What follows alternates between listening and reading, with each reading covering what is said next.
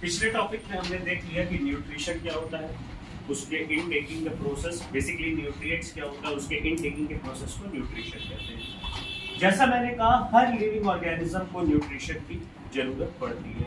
तो पहले हम देखेंगे कि प्लांट्स में न्यूट्रिशन कैसे लिया जाता है, इसके बाद हम एनिमल्स पे भी डील करेंगे। और क्लास 10 एनसीईआरटी में एक और टॉपिक दिया हुआ है, अमीबा का प्रोसेस ऑफ न्यूट्रिशन इनटेकिंग।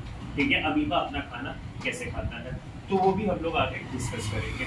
सबसे पहले न्यूट्रिशन इन प्लांट्स। तो प्लांट्स बेसिकली क्या है, अगर आपने जूनियर क्लासेस में ध्यान से पढ़ा है तो हम पढ़ते थे फूड चेन। फूड चेन क्या होता था, ये एक अरेंजमेंट होता था अलग अलग ऑर्गेनिजम्स का अलग अलग लेवल पे। ठीक है, जिसमें सबसे नीचे होते थे प्रोड्यूसर्स। प्रोड्यूसर्स कौन होते हैं, जो प्रोड्यूस करते हैं यानी खाना बनाते हैं, और ये कौन होते थे, ग्रीन प्लांट। इसके बाद आगे प्राइमरी कंज्यूमर, सेकेंडरी कंज्यूमर, ऐसे करके वो बढ़ता जाता था। पर सबसे बेसिक पे कौन थे, ग्रीन प्लांट। एक्चुअली में ग्रीन प्लांट्स को क्या बोला जाता है, ऑटोट्रॉप्स।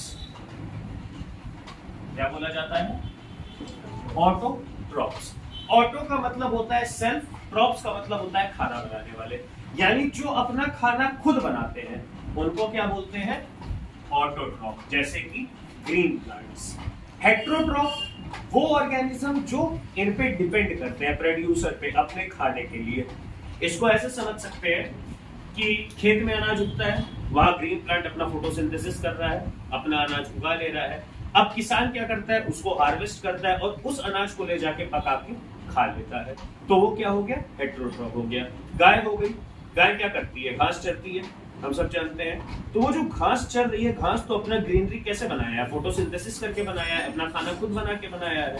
ठीक है, तो जितने भी ग्रीन प्लांट है वो ऑटोट्रॉप है, और इनके अलावा जो ऑर्गेनिज्म है वो हेट्रोट्रॉप है। ये दो मेन कैटेगरी है। एक और कैटेगरी होती है जो होती है बेसिकली स्कैवेंजर्स। ऐसे ऑर्गेनिज्म जो डेड और डिकेइंग मटेरियल खाते हैं, जैसे वल्चर्स, गिद्ध। गिद्ध क्या करते हैं, मुर्दा खाते हैं। ठीक है, हाइना, ये सब क्या करते हैं, मुर्दा खाते हैं। कई ऐसे माइक्रो ऑर्गेनिज्म भी हैं जो ऐसा करते हैं। ठीक है, तो वो स्कैवेंजर्स होता है। उस टॉपिक पे हम इतना डिटेल में नहीं जाएंगे, पर पहले हम ऑटोट्रॉप्स का समझते हैं कि ये बेसिकली अपना खाना बनाते हैं इससे। ठीक है, तो ग्रीन प्लांट्स एक प्रोसेस करते हैं जिसका नाम है फोटोसिंथेसिस। ठीक है, फोटो का मतलब होता है लाइट। फोटो वर्ड अगर आप कहीं पे भी सुनो तो इसका मतलब क्या होता है, लाइट। और सिंथेसाइज का मतलब होता है एब्सॉर्प्शन। अगर हम इसको ब्रेक कर दें, फोटो और सिंथेसिस, तो सिंथेसिस का मतलब होता है एब्सॉर्ब करना और फोटो का मतलब होता है लाइट। ठीक है, अब ग्रीन प्लांट्स क्या करते हैं, डेफिनेशन में सब कुछ इंक्लूडेड है। ये डेफिनेशन अगर आप बोर्ड में यूज करते हो, अगर ये 5 नंबर का क्वेश्चन है तो आपको 5 में से 5 गारंटी मिलेगा। ये हमारा गारंटी है अगर आप ये पूरा डेफिनेशन यूज करते हो। शुरू करते हैं डेफिनेशन को देखना। The process by which green plants, कौन से प्लांट्स, ग्रीन प्लांट। हर तरह के प्लांट फोटोसिंथेसिस नहीं कर सकते हैं, क्यों, इसका रीजन अभी मैं आगे बताऊंगा।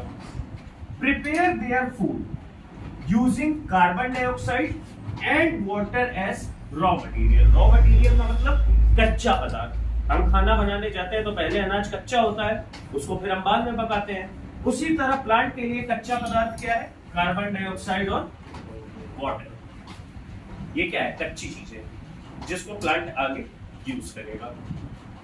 And sunlight and chlorophyll as catalyst. अब आता है मुद्दा कि सर यहाँ पे ग्रीन प्लांट्स ही क्यों अपना खाना बना सकते हैं, बाकी कोई प्लांट क्यों नहीं बना सकता है। क्योंकि ग्रीन प्लांट के पास एक पिगमेंट होता है जिसका नाम होता है क्लोरोफिल। क्या नाम होता है, क्लोरोफिल। ये क्लोरोफिल कौन सिक्रीट करता है, सिर्फ ग्रीन प्लांट्स। ग्रीन प्लांट्स ही इस पिगमेंट को सिक्रीट करते हैं।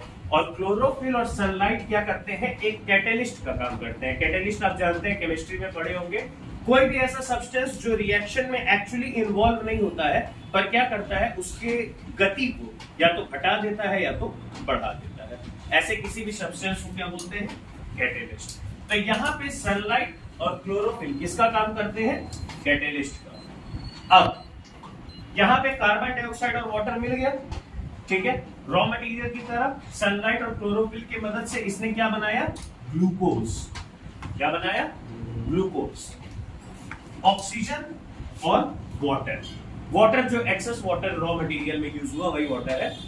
ऑक्सीजन हम सांस लेते हैं, अगर प्लांट खाना ना बनाए तो हम सांस नहीं ले सकते, ये चीज जान लीजिए। प्लांट ही ऑक्सीजन को रिलीज करते हैं और वही ऑक्सीजन क्या होता है? हमारे लिए हेल्पफुल होता है इनटेकिंग करने के लिए।